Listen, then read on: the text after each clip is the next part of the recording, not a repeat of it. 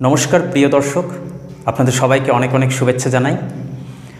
অনেক দিন পর ভিডিও আসছে, এর জন্য আমি ক্ষমা প্রার্থী। আর আজকের যে বিষয়টি নিয়ে আলোচনা করব সেটা হচ্ছে প্রেমেন্দ্র মিত্রের লেখা পুণ্যাম গল্প। এই পুণ্যাম গল্পটি বিচার বিশ্লেষণ করার আগে প্রথমেই আমি আমার প্রিয় ছাত্রছাত্রীদের সাথে একটা বিষয় নিয়ে স্পষ্ট আলোচনা করে দিই। সেটা হচ্ছে এই পুণ্যাম শব্দটির অর্থ কী, কেমন? তো আগেই আমাদেরকে যেটা করতে হবে সেটা হচ্ছে পুণ্যাম এই শব্দটার সন্ধি বিচ্ছেদ করতে হবে। পুণ্যাম শব্দটির সন্ধি বিচ্ছেদ করলে আসে পুথ যোগ নাম। এই পুথ যোগ নাম এর মানেটা কি? এর মানে হলো যে আমাদের মিথ বলছে, পুরাণ শাস্ত্র বলছে, এক প্রকারের নরক আছে যেখানে মানুষকে মৃত্যুর পর কিছু কিছু মানুষকে যেতে হয়। কেন? কারণ হয়তো তারা অপুত্রক অবস্থায় মারা গেছে, অর্থাৎ যাদের পুত্র সন্তান নেই, অথবা পুত্র সন্তান আছে কিন্তু সে যেন পুত্র হয়েও সেই পিতাকে বা সেই পিতামাতাকে নরক যন্ত্রণা দিয়েছে। সেই সব পিতামাতাদেরকে মৃত্যুর পরে যেতে হবে পুণ্যাম নামক নরকে।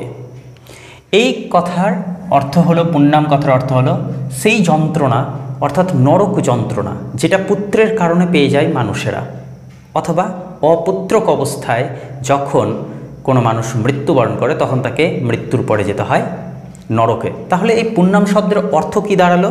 স্পষ্ট করে বললে পুত্রহীনতা, পুত্রহীনতা বা নরক যন্ত্রণার রূপক হিসাবে বিবেচনা করা হয় বা রূপক হিসেবে ধরা হয় পুণ্যাম শব্দটিকে। তো আমরা দেখব এই গল্পের নায়ককে, নায়িকাকে এবং তাদের এই পুণ্যামে যাওয়ার প্রয়োজন কেন হয়েছে। তাহলে কি তাদের পুত্র সন্তান নেই, নাকি আছে কিন্তু সে পুত্র হয়েও যেন অপুত্র? দেখা যাক। তো আগে আমরা নায়ককে খুঁজে নিই। এই গল্পের নায়ক হচ্ছেন একজন, নায়িকা আছেন, আবার তাদের এক পুত্র সন্তান আছে যার বয়স 4 বছর। আবার এই পুত্র সন্তানের এক বন্ধু আছে, বন্ধু, পুত্র সন্তান বা পুত্র বন্ধু ছেলে আছে, তার একটা নাম আছে। এই নামগুলো আগে আমাদেরকে মনে রাখতে হবে, চরিত্রগুলোকে। নায়ক, নায়িকা, তাদের একমাত্র পুত্র সন্তান 4 বছর বয়স, আর তারই এক বন্ধু, আরেক বাচ্চা। তো নায়কের নাম হচ্ছে ললিত, ললিত। নায়িকা, তারই স্ত্রী, ললিতের স্ত্রী ছবি। তাদের এক পুত্র সন্তান আছে 4 বছর বয়স, তাকে খোকা বলে ডাকা হয়, খোকা। আর এই খোকার বন্ধুর নাম হচ্ছে টুনু, তারই সমবয়সী, টুনু। বোঝা গেল বিষয়টা? তাহলে এই গল্পের মূলত 4টা চরিত্র, নায়ক, ললিত, নায়িকা, ছবি। তাদের পুত্র সন্তান আছে, একটি পুত্র সন্তান আছে, তার বয়স 4 বছর, তার নাম খোকা, এবং এই খোকার এক বন্ধু, তার নাম টুনু। বোঝা গেল বিষয়টা?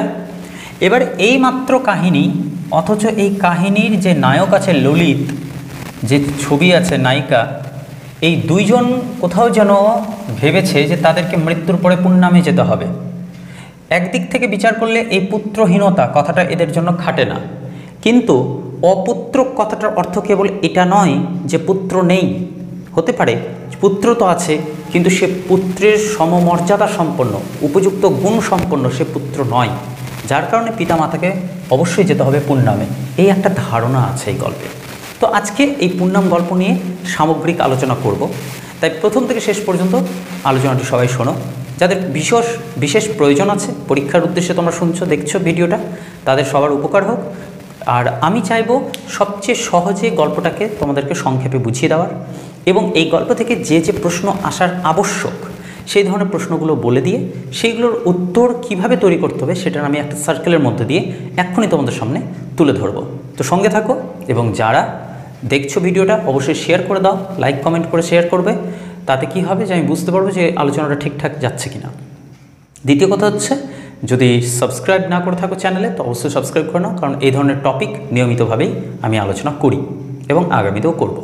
তো শুরু করা যাক আজকের আলোচনা। বিষয় পুন্নাম, যার লেখক প্রেমেন্দ্র মিত্র, কল্লোল যুগের একজন কবি, সাহিত্যিক, ছোট গল্পকার প্রেমেন্দ্র মিত্র। এই যে গল্পটি পুন্নাম, এর আলোচনাটা বা এই গল্পের যে কাহিনী সেটা অত্যন্ত অসাধারণ গল্প। একেবারে মধ্যবিত্ত পরিবারের তথা মিডিল ক্লাস ফ্যামিলির যে মানুষেরা স্বপ্ন দেখতে ভালোবাসে, কিন্তু প্রতি মুহূর্তে নিজেদের স্বপ্নকে ভেঙে যেতে দেখে যারা হতাশ হয়, নৈরাশ্যবোধে আক্রান্ত হয়, অথচ আশা দেখতে ছাড়ে না, যারা দাম্পত্য সমস্যা নিয়ে ভোগে, যারা নিঃসঙ্গতা নিয়ে ভোগে, যারা মনে হয় যেন একটা অবান্ধব পৃথিবীতে এসে পড়েছে, যাদের মনে হয় যে তারা অভুক্ত, যেন প্রাত্যহিক জীবনযাপনের জন্য একজন সাদামাটা মানুষের যা যা প্রয়োজন তা হয়তো এরা পায় না।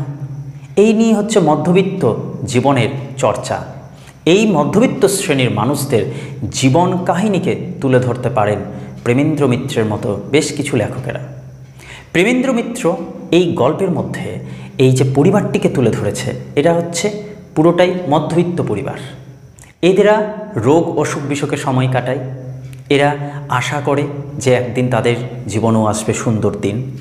কিন্তু আশ্চর্য, এই যে মানুষগুলো উঠে আসছে যেখান থেকে, সেই জায়গাতেই আছে কোথাও যেন নিজেরই প্রতি একটা বিশ্বাসহীনতা, কোথাও যেন তার ঘুণ পোকা লেগে গেছে তার হৃদয়ে, তার স্বপ্নের জগতে। ধীরে ধীরে ধীরে ধীরে সেটা ক্ষয় হচ্ছে, কিন্তু সে চায়, আপ্রাণ চেষ্টা করে নিজের জীবনকে আরও একটু সুন্দর, আরও একটু সুগন্ধ, আরও একটু সুললিতভাবে তৈরি করবে। কিন্তু প্রতি মুহূর্তে সে হোঁচট খাচ্ছে। কোথাও যেন আমরা এরকম একটি মানুষকে দেখতে পাই এই গল্পে, যার নাম ললিত। নায়ক ললিত, সে বিয়ে করতে চায়নি। অল্প বয়স থেকে তার মনে হয় বিয়ে করব না, কিন্তু বাস্তবে কি সে সত্যি বিয়ে করতে চায়নি? না, সে বাহিরে হয়তো প্রকাশ করে একটা সন্ন্যাসের জীবন, কিন্তু ভেতরে ভেতরে সে দাম্পত্য জীবনকে যাপন করে। কিভাবে? তার কখনো মনে হয় না যে সে সংসার করবে না, অথচ তার সংসার করা হয়ে উঠছে না। সে স্বপ্ন দেখে একটি সুন্দর দাম্পত্য জীবনের, সে স্বপ্ন দেখে তার সন্তান থাকবে, তার সন্তানের সাথে তার সুন্দর একটি সময় কাটবে, বাৎসল্য প্রেমে স্বামী স্ত্রীতে তার একটা প্রয়োজন আছে, তার জীবনের একটা ভূমিকা থাকবে। কখনো তার মনে হবে যে তার গৃহ বলে কিছু আছে।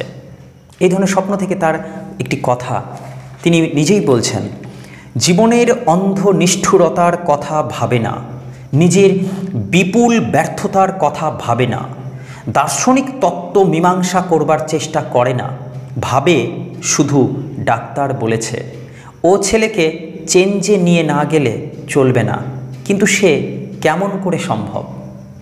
বিষয় হচ্ছে এই গল্পের যে নায়ক ললিত আর তার স্ত্রী ছবি, তাদের একমাত্র পুত্র সন্তান, মাত্র 4 বছর বয়স, সেই খোকার প্রচণ্ড রোগ ধরেছে, এই যেন মৃত্যু রোগ। ধীরে ধীরে সেই শিশুটিকে একটু একটু করে এই বাবা মা, অসহায় গরিব দরিদ্র বাবা মা, প্রতিদিন খেটে খাওয়া বাবা মা আর বাঁচিয়ে রাখতে পারবে না বলে ধারণা হয়েছে।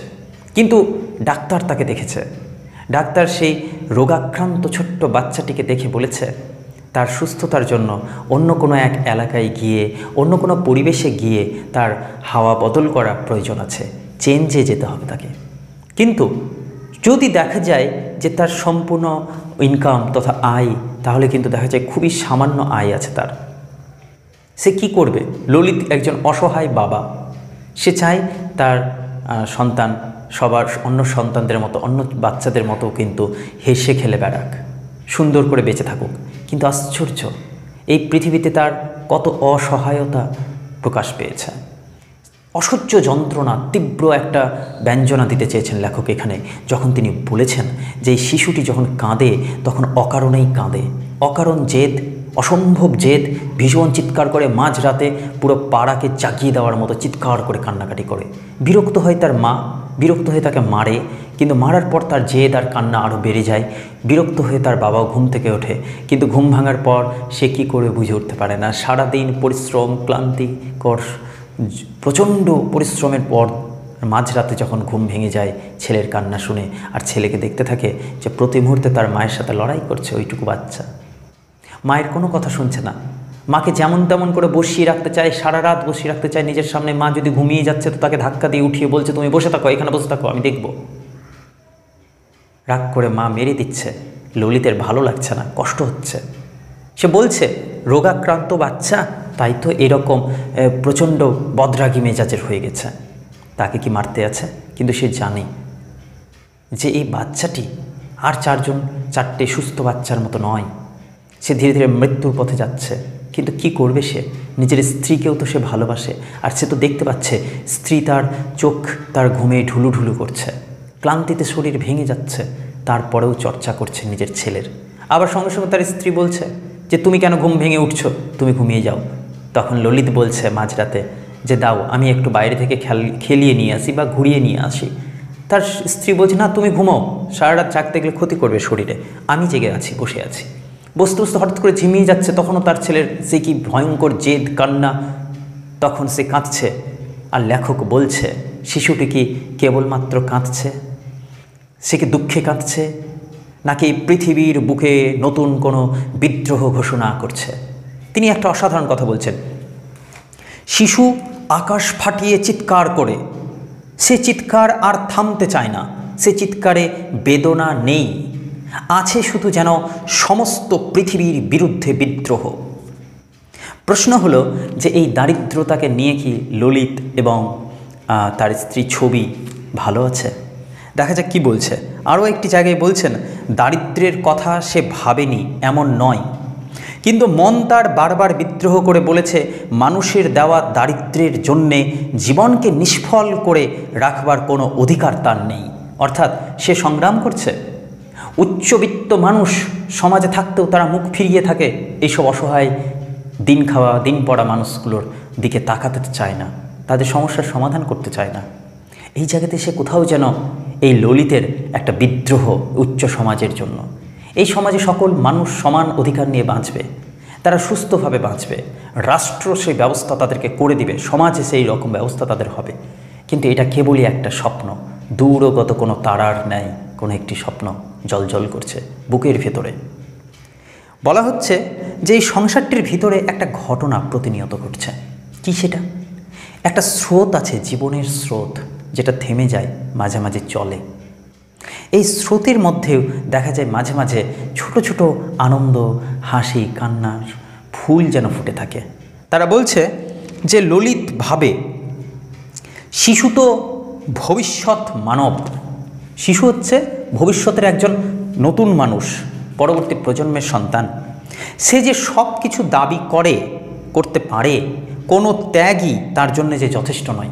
পিতামাতার উচিত, বড়দের উচিত নিজের স্বার্থকে ভুলে শিশুদেরকে সম্পূর্ণভাবে সজ্জিত করা, পরিপূর্ণভাবে তৈরি করা। কেন? কারণ ভবিষ্যতে সেই শিশুই হবে ভবিষ্যৎ প্রজন্মের নিয়ন্ত্রক। ভবিষ্যতের পরবর্তী যে জেনারেশন আসছে সেই জেনারেশনের একজন উপযুক্ত মানুষ সেই সব শিশুরাই, আজকের শিশুরাই। তিনি বলছেন যে এইভাবে দেখা যায় রাত পার হয়, দিন পার হয়, কিন্তু এদের দুঃখ কমে না। দুঃখগুলো যেন এক একটা ছোট ছোট গল্প, বিধাতা যেন এদিকে ফিরেও তাকায়, আবার মাঝে মাঝে তাকায়ও না। এইভাবে করে গল্প এগোচ্ছে আশা আকাঙ্ক্ষার মাঝখানে। দেখা যাচ্ছে একদিন ডাক্তারবাবু নিজে এসে রাস্তা দিয়ে যাচ্ছিলেন, আর এই ললিতের বাড়ির সামনে দিকে এসে ললিতকে ব্যঙ্গ করে রেগে বললেন যে তোমরা দেখছি বাচ্চাটাকে আর বাঁচিয়ে রাখতে চাও না, একে তোমাদেরকে কবেই বলেছি চেঞ্জে নিয়ে যেতে, আবহাওয়া চেঞ্জ করতে বলা হয়েছে, তারপরেও গেলে না। কিন্তু কি করবে সে? তখন তাকে বলা হলো এরকম বাবা মা জীবনে দেখিনি। তখন সে কি করবে? এত অসহায় একজন বাবা, সে জানে সে চাইলেও বেশি দিন কোথাও থাকতে পারবে না, কোথাও দূরে যেতে পারবে না, সে কি করবে? কিন্তু উপায় হলো, গল্পটার দ্বিতীয় যে পার্ট, সেখানে গিয়ে দেখলাম যে শিশুটিকে নিয়ে তারা চলে গেছে এমন একটি জায়গায় যেখানে পরিবেশে শান্ত সুন্দর পরিবেশে খোকা ধীরে ধীরে সুস্থ হচ্ছে, তার জীবনের সৌন্দর্য ফিরে আসছে। এদের এই ছোট্ট পরিবারে আনন্দ ফিরে আসছে, ঈশ্বর যেন মুখ তুলে তাকিয়েছে। সেই ক্ষেত্রে একটি সুন্দর কথা বলছে ছবি বলছে তার স্বামীকে, দেখো কাল খোকাকে কোলে নিতে গিয়ে আমার হাত দুটো টনটন করে উঠল। মানে কি, খোকা যে মৃত্যু পথযাত্রী হয়ে গেছিল, হাড় কঙ্কাল বেরিয়ে গেছিল প্রায়, সেই বাচ্চাটির গায়ে যেন মাংস ভরছে, অর্থাৎ সে সুস্থ হচ্ছে। এই কথা শুনে সেই ভিন্ন জায়গাটিতে গিয়ে, ভিন্ন পরিবেশে গিয়ে দারুণ খুশিতে আছে ললিত, তার স্ত্রী ছবি এবং তার সন্তান খোকা। কিন্তু এইখান থেকে গল্পটার একটা নতুন দিক বেরোচ্ছে। কি সেটা? প্রথম কথা হলো যে একটা সময় দেখা গেল সেই শিশুটির একটি খেলার শিশু জোগাড় হলো, একজন বন্ধু। সেকে যেখানে তারা আবহাওয়া চেঞ্জ করতে গেছিল, ঠিক সেখানেই আরও একজন পরিবার গেছিল তার শিশুকে নিয়ে আবহাওয়া চেঞ্জ করার জন্য। সেই শিশুটির নাম হচ্ছে টুনু। কি হলো, সেখানে গিয়ে দেখলো যে টুনু এবং তাদের খোকা খেলা করছে। খেলা করতে গিয়ে কোনো খেলনা নিয়ে তারা মারামারি করছে, কিন্তু টুনু সেখানে মারাত্মক সুন্দর একটি শিশুর বৈশিষ্ট্য প্রয়োগ করেছে। লেখক দেখিয়েছেন টুনু কেবল সুস্থ নয়, তার মন প্রচণ্ড সুস্থ, শান্ত মেজাজ, সে উগ্রতা ভালোবাসে না। তাকে আঘাত করে দিচ্ছে খোকা, মেরে দিচ্ছে। খাওয়ার যখন দিচ্ছে ছবি, দুজনকে সমান সমান দুটি করে মিষ্টান্ন দিচ্ছে, সন্দেশ দিচ্ছে। কিন্তু খোকা কি করছে, সেই দুটো সন্দেশ কেন দেওয়া হবে টুনুকে এই নিয়ে ঝগড়া করছে, চিৎকার চেঁচামেচি করছে, মারামারি করছে। টুনু কি করলো, একটি সন্দেশ তাকে দিয়ে দিল, বললো আমি বেশি সন্দেশ খাই না। আবার এই যে একটা সন্দেশ তার হাতে আছে, খোকা তখন সেটা নিয়েও চিৎকার চেঁচামেচি করছে, মারামারি করছে, অপমান করছে, কেন আমাদের বাড়িতে খাবে ইত্যাদি ইত্যাদি। তখন কিন্তু ছবি তার উপর রাগ করলো, রাগ করে বললো এত হিংসেমি কেন তোমার? সঙ্গে সঙ্গে টুনু কি বললো, সেই ছোট্ট বাচ্চাটি সে বলল আমার না অসুখ করেছে, ডাক্তার মিষ্টান্ন খেতে মানা করেছে, তাই আমি সন্দেশ পুরোটা খাবো না বলে দিয়ে দিচ্ছে। কি মায়াবী এই দুই সন্তানের দুইটি জগৎ যেন, একজন হিংস্রতা ভালোবাসছে আর একজন কোমলতা দিয়ে পৃথিবীকে শান্ত সুন্দর করে রাখতে চাইছে। লেখক দেখাচ্ছেন যে পাশের ঘর থেকে ললিত এইসব দেখছে, শুনছে আর ভাবছে আশ্চর্য এই পৃথিবী, আশ্চর্য এই মানুষ, দুটি শিশু, অথচ দুইজনেরই ভবিষ্যৎ আছে দুই রকমভাবে। একজন হিংস্রতা প্রচার করতে চায় আর একজন শান্তি দিয়ে পৃথিবীকে সুন্দর করে দিতে চায়। সেই দিন মাঝরাতে হঠাৎ করে টুনুর মায়ের কান্নার আওয়াজ পেল ছবি আর ললিত। ছবি বলল বোধহয় টুনু মারা গেল, কারণ টুনুর শরীর দিন দিন খারাপ হয়ে আসছিল, অসুস্থ হয়ে উঠছিল। এই নিয়ে তার মা কয়েকদিন থেকেই বলাবলি করছিল, আজ বোধহয় সে মারা গেল, আর বাঁচাতে পারল না। সঙ্গে সঙ্গে ছবির চোখ থেকে এক ফোঁটা জল পড়ল। খোকা পাশের বিছানায় শুয়ে আছে। ললিত উঠে বসল। আশ্চর্য, ললিতের মধ্যে একটা ছোট্ট পরিবর্তন এসছে। এ পরিবর্তন ভয়ানক পরিবর্তন। ললিত বলছে টুনু মরে গেল আর আমাদের ছেলে বেঁচে উঠল। আশ্চর্য নয় ছবি এই কথা শুনে কিন্তু একবার শিউরে উঠল, কিন্তু কোনো উত্তর দিল না। অর্থাৎ যে ললিত নিজের খোকাকে বাঁচাবে বলে এখানে এসছে, সেই খোকার সম্পর্কে এমন ধারণা কেন তার মনের মধ্যে? কেন? তার উত্তর লুকিয়ে আছে এরপরের কথায়। বলছে আমরা এই শিশুকে সুন্দর করে বড় করব, সুস্থভাবে সুস্থ রাখবো, এর জন্য অনেক কিছু ত্যাগ করেছি, তাই এই শিশুকে বাঁচতেই হবে। জানো আমি কি করেছি একে এই চেঞ্জে নিয়ে আসার জন্য? কত ত্যাগ স্বীকার করেছি। আমি আমার আদর্শকে টুকরো টুকরো করে ভেঙে দিয়েছি, পাপ করেছি, ভুল করেছি, অন্যায় কাজ করেছি। কি করেছি আমি? বলছে আমরা অনেক ত্যাগ করেছি, অনেক সয়েছি। আমাদের ছেলে বাঁচবেই যে ছবি, আমাদের ছেলের মতো আরও কোটি কোটি ছেলে বাঁচবে, বড় হবে, রেসারেসি করবে, মারামারি কাটাকাটি করে পৃথিবীকে সরগরম করে রাখবে। নইলে আমাদের এত চেষ্টা, এত কষ্ট স্বীকার যে বৃথা। কোথাও যেন তিনি বলছেন যে আমাদের সেই শিশুদের লালন পালনে আমাদের দারিদ্রতা, অভাব, কোথাও যেন সেই শিশুটিকে ভালোবাসা থেকে বিরত রেখে দিচ্ছে। পরিপূর্ণ ভালোবাসা না পেলে, সঠিক পরিবেশ না থাকলে একজন শিশু কত হিংস্র হয়ে ওঠে, এবং ধীরে ধীরে তার মধ্যেই যে তার ভবিষ্যৎ সম্ভাবনাকে দেখতে পায় যে বাবা মা, সে তো শিউরে উঠবেই। কি বলছে ললিত তারপরে? বলছে আমি চুরি করেছি, জুয়া চুরি করেছি, লুকিয়ে জাহাজের গাঁঠরি বিক্রি করেছি, ভবিষ্যতের মানুষের দাবি মেটাবার জন্য। অন্যায় করিনি নিশ্চয়ই? কোথাও যেন এখানে একটি তীব্র ব্যঞ্জনা রয়েছে গল্পে। গল্পটি এখানেই শেষ হলো। আমরা দেখলাম এই গল্পে বাৎসল্য রয়েছে, নিজের সন্তানের প্রতি প্রচণ্ড মায়া মমতা ভালোবাসা রয়েছে, কিন্তু কোথাও যেন একটা ভীষণ আত্ম অসন্তুষ্টি আর আত্মবঞ্চনার ছবি রয়েছে। আছে মানবিক মূল্যবোধের ক্ষয়। তারা দেখছে তার সন্তান ধীরে ধীরে বিপথে যাচ্ছে, কিন্তু কি করবে? সেই সন্তানকে বাঁচাবার জন্যেই কিন্তু আবার নিজে একজন বাবা অন্যায় কাজ করেছেন, কিন্তু সেই সন্তানের মধ্যে যে সম্ভাবনা দেখতে পাচ্ছেন তা অসম্ভব ভয় দেখিয়ে দিচ্ছে সেই পিতাকে। সে দেখতে পাচ্ছে এই হিংস্র মানুষ হয়ে উঠবে একদিন এই খোকা। সমাজের সকল মানুষকে সে দূরে ঠেলে দিয়ে কেবল নিজের স্বার্থ পূরণ করবে। সুতরাং তার বাঁচা দরকার আছে, কারণ পৃথিবীতে এইরকমই সংখ্যক মানুষের সংখ্যা সবচেয়ে বেশি। তো এই গল্পটা থেকে কি কি ধরনের প্রশ্ন আসতে পারে? একটা খুব বেশি প্রশ্ন আসে, সেটা হচ্ছে পুন্নাম গল্পের প্রথম শর্ট কোশ্চেন। পুন্নাম গল্পের নায়ক নায়িকার নাম, তাদের সন্তানের নাম, তার বন্ধুটির নাম, পুন্নাম শব্দের অর্থ কী, এইসব ছোট ছোট প্রশ্ন আছে। আর কি আসে? পুন্নাম গল্পের নামকরণের সার্থকতা আলোচনা করো, পুন্নাম গল্পের বিষয়বস্তু আলোচনা করো, পুন্নাম গল্পের মধ্যে দিয়ে মধ্যবিত্ত পরিবারের যে সংকট, জীবনযাপন পদ্ধতি, সেই সব ঘটনাগুলোকে বিশ্লেষণ করো। অথবা এই গল্পটির মধ্যে অভিনবত্ব কী আছে? অভিনবত্ব কী আছে দেখো। নিজের সন্তানের সুস্থতা কামনা করে যে মানুষটি এত কিছু করলো, চুরি করলো, জুয়া চুরি করলো, লোককে ঠকালো, পয়সা জোগাড় করলো, নিজের ছেলেকে নিয়ে গেল ভিন্ন জায়গাতে, সেইখানে গিয়ে সে দেখলো সে ছেলে তো সুস্থ হচ্ছে, কিন্তু একজন সুস্থ মানুষের যে বৈশিষ্ট্য সেই বৈশিষ্ট্য তার ছেলের মধ্যে নাই। কারণ সেই ছেলে বৈশিষ্ট্যটা পেল তার বাবার কাছ থেকে। তার বাবাও তো অন্যায় করেছে, চুরি করেছে, চুরি করেছে, তাহলে তার সন্তান কেমন হবে? আর সেই বাচ্চাটি যার সাথে দূর দূর পর্যন্ত হয়তো ললিতের কোনো সম্পর্ক নাই, সেই বাচ্চাটি মারা গেছে এমন চিন্তাতেও তার বুকটা ঘাবড়ে উঠছে যে মানুষ, সৎ মানুষ, শান্তিপ্রিয় মানুষের সংখ্যা পৃথিবী থেকে কমে যাচ্ছে। বাঁচছে কারা?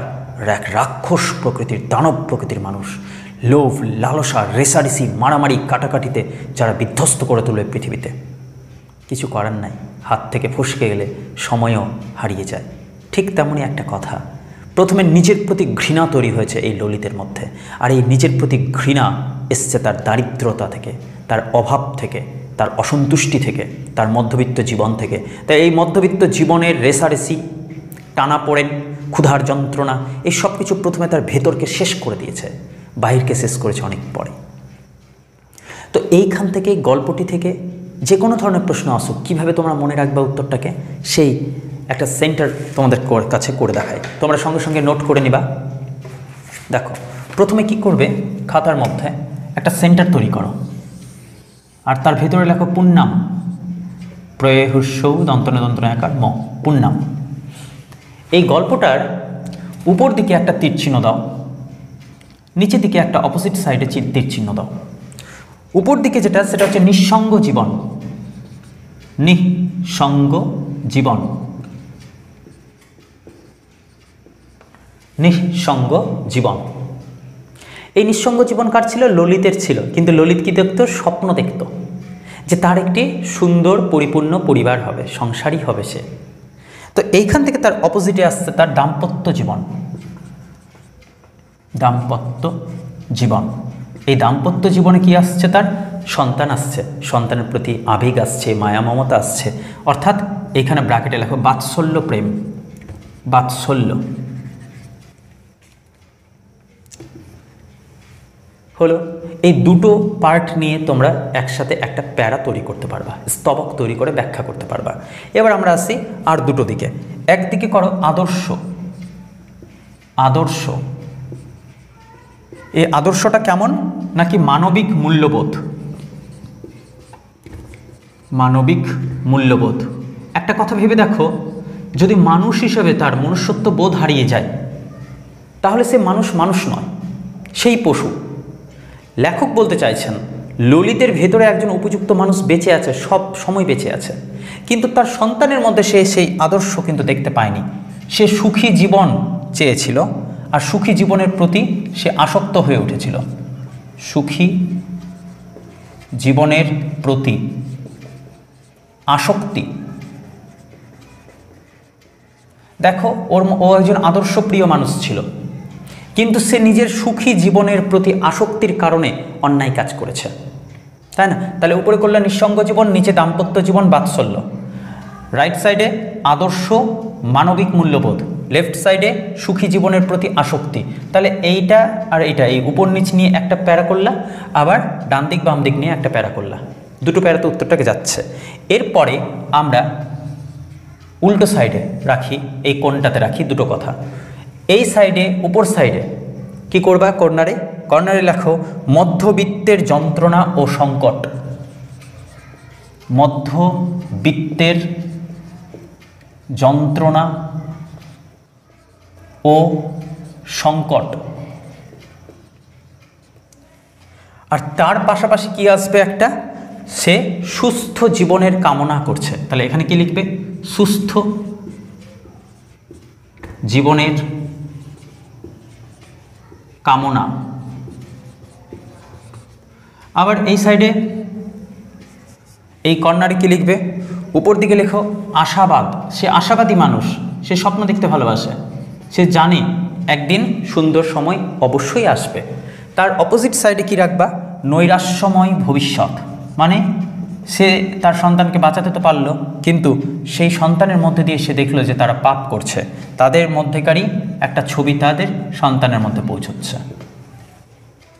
এইভাবে করে আমরা আলোচনাটা চালিয়ে যেতে পারবো। তাহলে মধ্যবিত্তের যে যন্ত্রণা ও সংকট, সুস্থ জীবনের কামনা, আশাবাদ, নৈরাশ্যময় ভবিষ্যৎ, এই শব্দগুলোকে প্রয়োগ করে তোমরা কিন্তু খুবই সুন্দর একটা নোটস লিখতে পারবে। সে প্রশ্নটা আসুক মধ্যবিত্তের সম্পর্কে, প্রশ্নটা আসুক যে দাম্পত্য জীবন সম্পর্কে, প্রশ্ন আসুক যে কিভাবে এই গল্পে একটা মধ্যবিত্ত জীবন ধীরে ধীরে শেষ হতে চলেছে, যেখানে নৈরাশ্যবাদ আর আশাবাদের মধ্যে লড়াই চলেছে প্রতি মুহূর্তে। অথবা আসতে পারে গল্পটার অভিনবত্ব, নতুনত্ব কোথায় আছে, সে নামকরণই আসুক বা বিষয়বস্তুই আসুক, যে কোনো ধরনের প্রশ্ন আসলে তোমরা কিন্তু এখান থেকে সাজিয়ে গুছিয়ে নোটটাকে লিখতে পারবা। মূলত বিষয়বস্তুটাকে লিখতে হবে নতুন নতুন স্টাইলে, নতুন নতুন পার্টে লিখতে হবে, প্যারা চেঞ্জ করে তোমরা লিখতে পারবে। তারপরেও যদি বুঝতে কোথাও সমস্যা হয় তো অবশ্যই কিন্তু তোমরা কমেন্ট করে আমাকে জানাও। কেমন? ভালো থেকো সবাই, পরবর্তী ভিডিওতে দেখা হচ্ছে খুব শীঘ্রই। সবার জন্য শুভেচ্ছা কামনা করি এবং নমস্কার জানিয়ে আজকের আলোচনা এখানেই শেষ করলাম। ধন্যবাদ।